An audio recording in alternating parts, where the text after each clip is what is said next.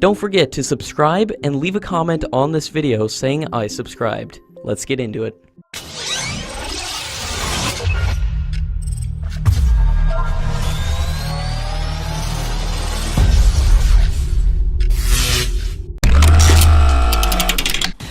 The Defense Ministry has formed a costing committee to review the prices of Tejas light combat aircraft after the aircraft manufacturer quoted a price of 50,000 crore rupees to deliver the 83 Tejas aircraft in Mark I configuration.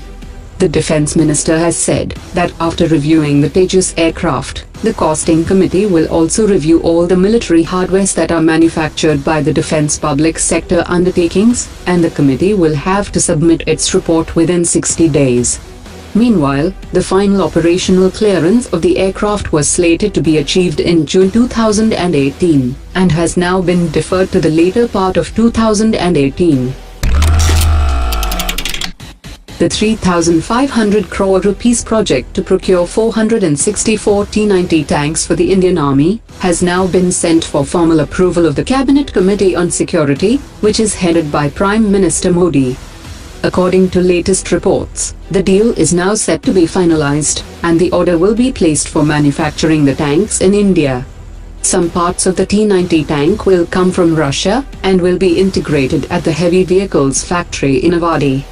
India has already inducted 1,100 T-90 tanks, and these 464 tanks will form 10 new regiments, equipped with latest thermal imaging night sights and better abilities.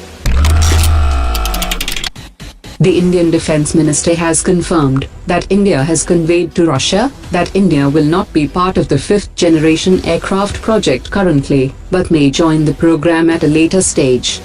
While answering a separate question, the Defense Minister has said that the government is adopting a new layered approach to achieve the final goal of theatre command for the Indian Armed Forces.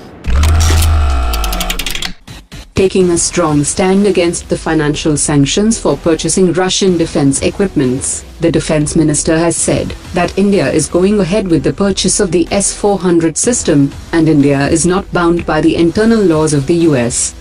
While clarifying that the 2+2 dialogue with the US has been rescheduled for September, she also indicated that the information sharing agreement is being negotiated with the US, and it may not be signed immediately.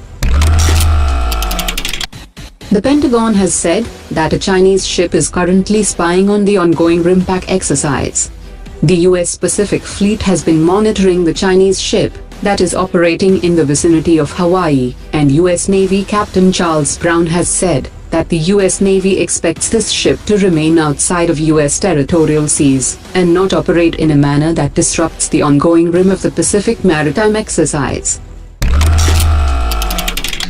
The Commanding-in-Chief of the Maintenance Command of the Indian Air Force has said that there is a need for indigenizing more components of aircraft by the personnel of maintenance depots for greater self-reliance of the country in defense products. He also added that by indigenizing more components in defense products will also help to save foreign exchange, as the components were being previously imported at higher costs.